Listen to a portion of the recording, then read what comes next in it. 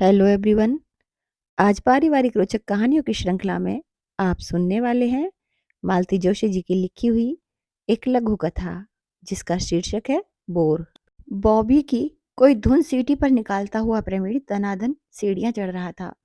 घर लौटते हुए हजरत हमेशा टॉप मोड में होते हैं। ड्राइंग रूम में पैर रखते ही बेचारा ठिठक गया। नमस्ते आंटी, उसने सोफे पर बैठी हुई मिसेज नागराजन से कहा और जल्दी से अपने कमरे की ओर मुड़ गया। परंतु वहां भी एक नमूना उसके स्वागत के लिए तैयार था। मेरे कान अनायास ही उस ओर चले गए। नमस्ते अंकल। कहिए प्रवीण जी, क्या हाल है? जी बस ठीक हूँ। और इसके बाद फुल स्टॉप। बस प्रवीण का जोर जोर से दरवाजा खोलना और बंद करना सुनाई देता रहा। अब हम चलें, बच्चों के लिए चाय बनाइए।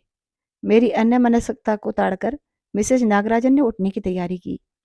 अरे नहीं, बैठिए आप, चाय वाय तो बनती रहेगी, मैंने औपचारिकता से कहा। नहीं, उधर हमारी बेबी भी आती होगी। अच्छा आइए कभी, कहती हुई वे उठ खड़ी हुई। मैंने छुटकारे की सांस ली। मिसेज नागराजन को विदा करके मैंने किचन की ओर रुख किया। नाश्ता बना हुआ था, चाय भर बनानी थी। मेरे पीछे पीछे प्रवीण किचन में आया। चेहरे पर बेजारी के चिन्ह स्पष्ट थे। बच्चे और बच्चों के पिताजी बाहर से चाहे जितने मिलनसार बनते रहें, पर घर आते ही कोई बैठा मिल जाए तो इनका मूड ऑफ हो जाता है। ये महाशय कब से बैठे हैं?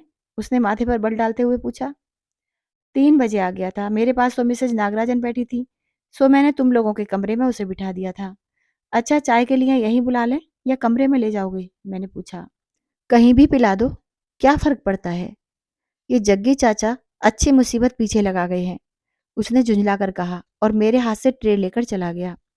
तब तक नीतू भी स्कूल से आ गई थी और सलामी का वही दौर शुरू हो गया था। नमस्ते अंकल जी। नमस्ते। कहिए नीतू जी, तुम्हारे क्या हाल चाल है? जी बस ठीक ठाक हैं। और फिर चुप्पी।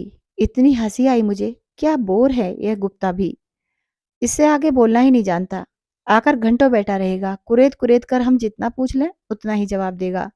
फिर किसी मैगजीन में सिर डालकर बैठा रहेगा। अक्सर वह दोपहर को ही आता है, इसलिए सबसे ज्यादा शामत मेरी आती है। इस तरह घर में कोई बैठा रहे तो बेफिक्र होकर ना तो लिखना पढ़ना हो पाता है ना सिलाई बुनाई। सोने का तो खैर प्रश्न ही नहीं उठता। बस आमने सामने बैठे रहो, एक एक घंटे में एक एक वाक्य बोलते जाओ। प्रवीण ठीक ही कहता है। जग्गी अच्छी बीमारी लगा गए हैं हमारे पीछे। पिछले साल किसी ट्रेनिंग के सिलसिले में भोपाल आए थे। उन्हीं के साथ ये हजरत पहली बार घर में दाखिल हुए थे।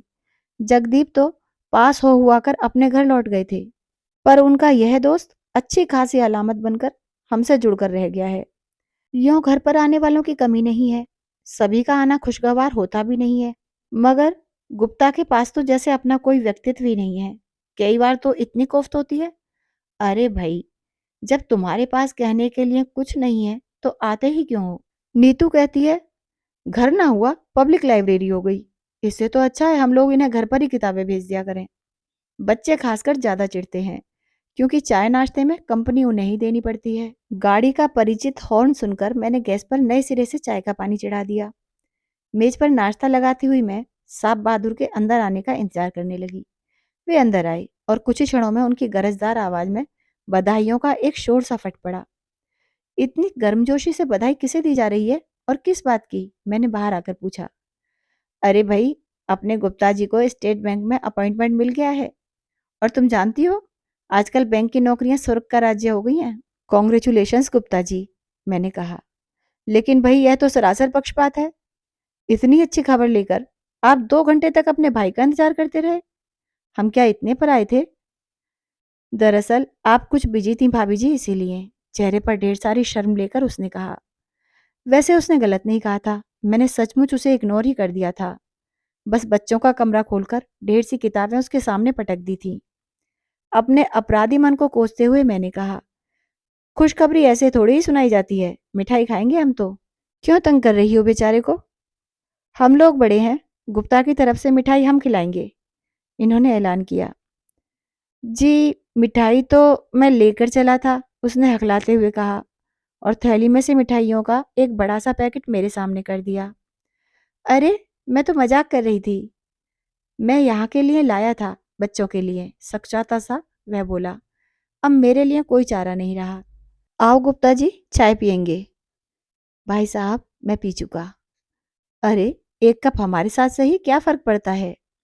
यह भी हमेशा का ही क्रम था। चाय की मेज़ पर हम तीनों ने फिर एक साथ ही चाय पी, नाश्ता किया।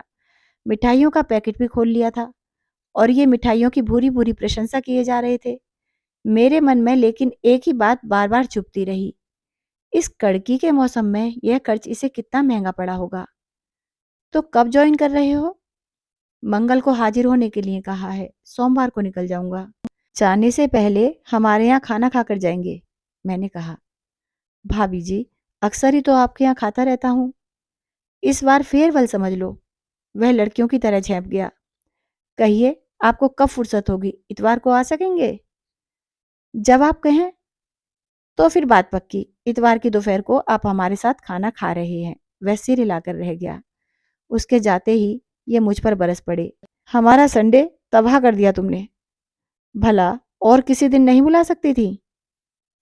और दिन ही कौन सा है? कल हमारे क्लब की मीटिंग है।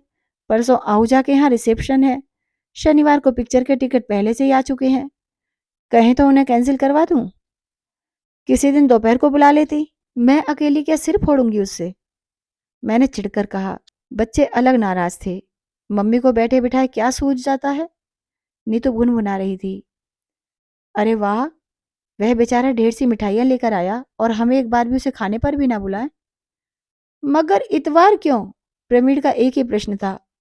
इतवार उसके लिए क्रिकेट का वार होता है। घर पर ठहरना उसके लिए सजा है। इतवार को भी ये रोज की तरह तैयार होने लगे तो मैंने कहा, जनाब भूल गए कि आज छुट्टी है। छुट्टी तो है, पर वह विधानसभा जो सिर पर आ रही है। टेबल पर फाइलों का ढेर छोड़ आया हूँ। और वे जो BORE आने वाले हैं। कौन? अच्छा, गुप्ता की बात कर रही हो। भाई तुम लोग हो तो मेरे ना रहने से बल्कि जरा फ्रीडम रहेगी। प्रवीण ग्राउंड के लिए खिसकने की तैयारी कर रहा था, परंतु पापा की इस कर्तव्यपरायणता के कारण उसका मैच खटाई में पड़ गया। भुनभुनाते हुए ही उसने अपने दोस्तों को लौटाया। बस यही कुछ बनाया है आज? खाना खाते हुए इन्होंने पूछा। क्यों, और क्या बनाना होता है? दाल चावल है, सब्जी पराठे हैं, अचार चटनी है, और क्या चाहिए? कमाल करती हो। यूं तो पता नहीं रोज क्या अल्लम गल्लम बनाया करती हो। आज उसे फेयरवेल दे रही हो तो कुछ भी नहीं।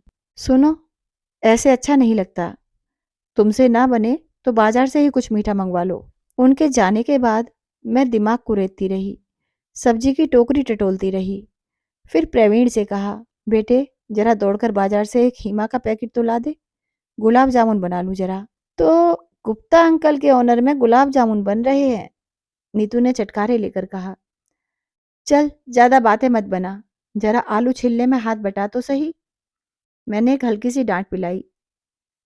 खाना बनाने का तो मुझे जैसे बुखार चढ़ता है। मिनटों में दिमाग में पूरा मेनू ड्राफ्ट हो जाता है। यूँ मुझे घंटे भर पहले रखी हुई चीज याद नहीं रहती, पर यह जरूर याद रहता है कि 6 महीने पहले अमुक सज्जन के लिए मैंने क्या क्या बनाया था। कोई भी डिश रिपीट ना हो, इसका मुझे खूब ध्यान रहता है। रेडियो से, पत्रिकाओं से, सहेलियों से व्यंजनों के ब्यौरे इकट्ठा करती रहती हूँ। खाने की मेज पर जब तारीफों के पुल बांधे जाते हैं तो मेरी मेहनत सफल हो जाती है। गुप्ता जब आया तो रसोई महक रही थी और मेज डोंगों और डिशेस से खचाखच भरी हुई थी। कितनी तकलीफ उठा रही हैं आप भाभी जी? मैं तो घर का ही आदमी था, उसने आते ही कहा। पर स्वागत का सरंजाम उसे पुलकित कर गया था, यह छिपा नहीं रहा। अंकल जी अभी लखनऊ पहुंचे भी नहीं, तकल्लुफ अभी से सीख गए, नीतू ने चुटकी ली। वह शर्म से लाल हो गया। आज खाना खाते हुए वह हमेशा की तरह गुमसुम नहीं रहा। काफी बोलता रहा, हल्का फुल्का मजाक भी करता रहा। नौकरी मिलते ही उसके चेहरे पर थोड़ी ताजगी आ गई थी। कपड़े भी जरा ढंग के पहने थे। प्रवीण ने पैंट के कपड़े की तारीफ की तो वह काफी खुश हो गया था। दोपहर को बच्चों के साथ थोड़ी देर ताश खेलकर वह जाने लगा तो मैंने कहा, आते रहिएगा।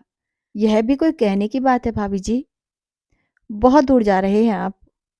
अंकल जी तो उतने बड़े शहर में जाकर हमें भूल ही जाएंगे, प्रवीण ने लाड़ जताया।